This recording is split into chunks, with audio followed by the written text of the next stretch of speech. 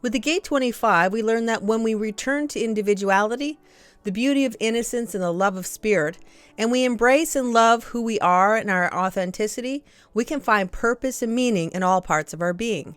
And also that there is potential to believe in universal love and the mystical spirit of the self, something that we can find if we live and embrace exactly where we are in this very moment of our lives. When the Gate 17 enters, we look to logic, organization, and a formula for a pattern that will serve humanity and lead to the potential for security in the future, but only if we allow our opinions to fine-tune and marinate. And when someone asks, we might very well have the right formula that we need to secure our future, where all rights of humans are valued and respected.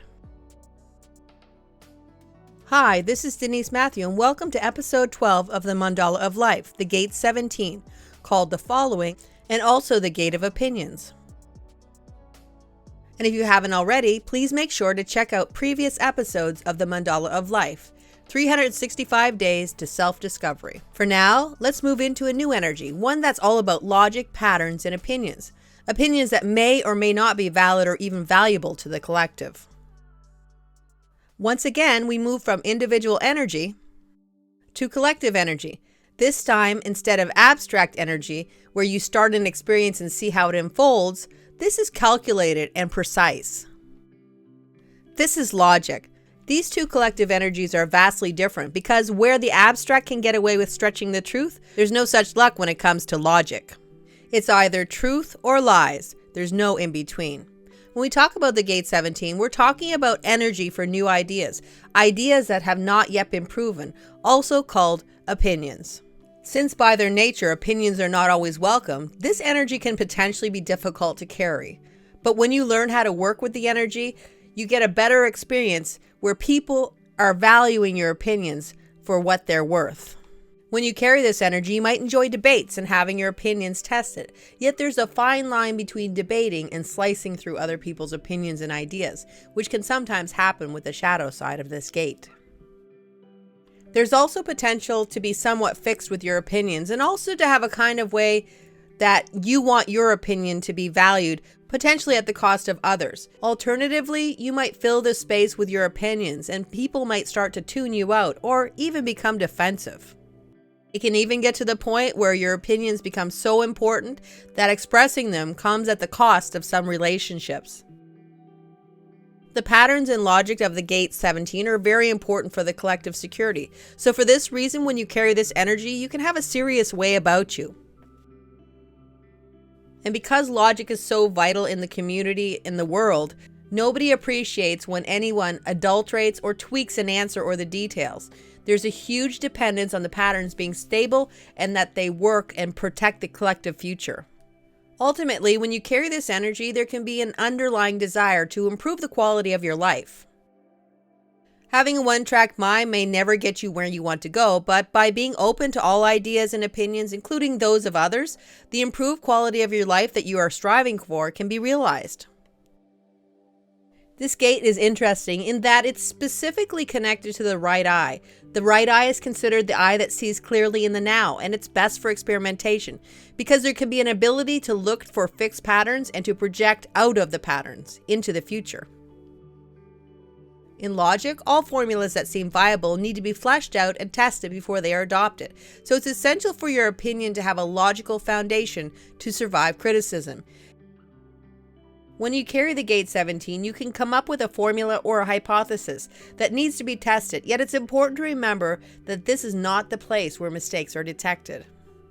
That happens in the Gate 62, where mistakes are identified and named, and the Gate 17 can go back and reformulate.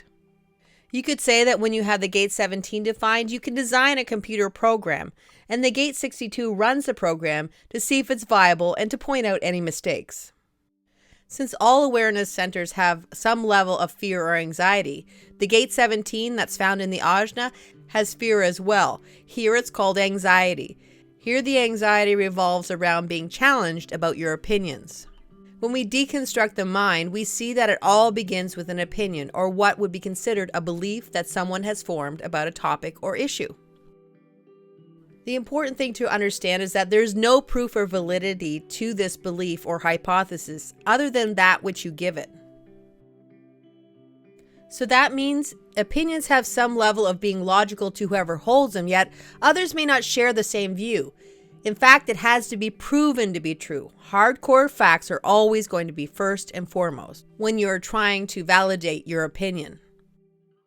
And to be truthful, these opinions have no guarantee that they are valid. In reality, any fact can be used to support lies. So if your opinion is challenged, there's always the anxiety that you might not have adequate details and facts to back it up, just suppositions.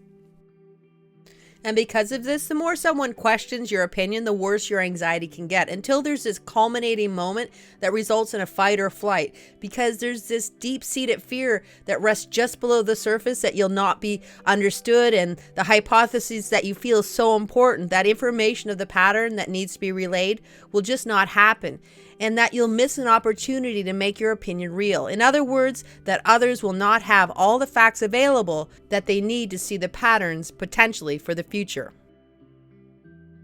And that if your opinion isn't voiced, it may never be named by the gate 62, the gate of the Maya, the gate of the material. And if it doesn't get to that stage, the chances of it being adopted by the collective become less than nil.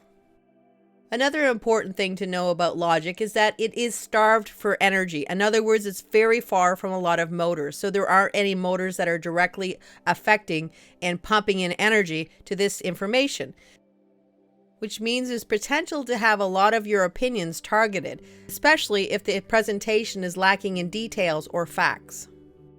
What it all comes down to is that this is projected energy because it's part of a projected channel, the 1762. So it needs to be asked for or called out of you to be accepted in the way that you want it to be. So even though you might have a deep urge to blurt out your opinion, when you allow your aura to do the talking and people ask you for the information that you contain, there's a greater chance of you being held in a place of esteem, because there's nothing as valued as a valid opinion or theory that has depth, details, and some level of verification of its potential to be viable in the solution to secure the future of humanity. Another important part of this energy is that awareness comes over time. So for this reason, it makes sense to allow your opinions to evolve and grow as you gather more details and facts, because your whole opinion is colored by the quality of the formula.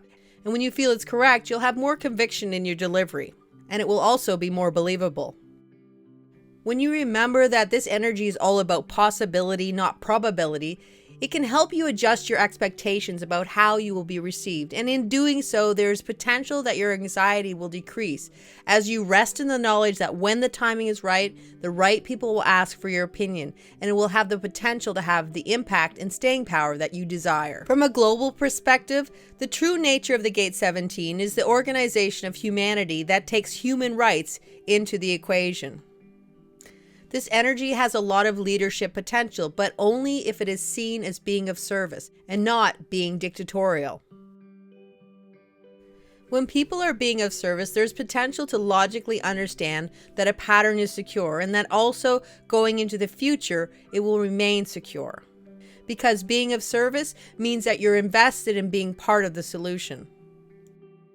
And if there's no service to humanity, then this energy can be detrimental, where promises are made by leaders that the pattern will be secure, and yet as the future unfolds, these promises are found out to be untrue. So that means there can be a lot of pressure to be correct here. So if there's an instability in the formula, the facts might be manipulated to save face. The whole point of this energy is about the future. It's about organizing for tomorrow. It's about equality and the rights of all, and seeing that everyone has their own place in the totality of existence. The bottom line is that the collective can only be organized for a successful future through true facts, but it can also be manipulated by lies that pose as facts, and they pass until the lie is discovered. So this energy can have a lot of power if the right people are convinced about an opinion being true, even if it's a lie. So being of service, being what is considered a superior person, or someone who works for the people and not for selfish intentions, is first and foremost for all leadership that has power to actually change the world. Chiron has been in this energy off and on since April 2019. which can speak to the patterns in the collective of wounding others with opinions because of a need to have your own opinion validated. And also alternative facts or lies posing as truths. And the point of pushing an opinion so much so that it supersedes all else at the cost of whoever stands in your way. This can also talk to leadership potential being about ruling and less about service to the people. But to all shadows, we know there is also light. And when we remember the highest side of this energy and see that it's ultimately all about service and the organization of humanity, it's all about everyone knowing where they fit into the pattern of life. And as Ra Uru said, that those who wish to rule must know how to serve. So the important part to remember is that service truly is the path to a secure future, where all people can feel that they have a place in the world, no matter who they are. The bottom line is that we are all necessary cogs in the wheel of life. No matter how big or small our impact on the world, we are all important in the organization of the universe. And once again, the Mandala of Life spins, and we learn that for the collective to be secure in the future, we must serve before we lead. And to share our opinions and new hypotheses with the collective, recognition will always serve us best. And timing to have deeper awareness can give us greatest potential to have a stable pattern in the future. And when the gate 21 arrives and the tribe sees a new and untried patterns for the future, they might want to control and hold on tight to what has always been. Because the security and resources of the tribe always comes first, no matter what the collective logic might say. Well, that's all for now, and I'll be back next week with another episode, The Gate 21, The Gate of Control. Until then, take care, and I'll see you again soon.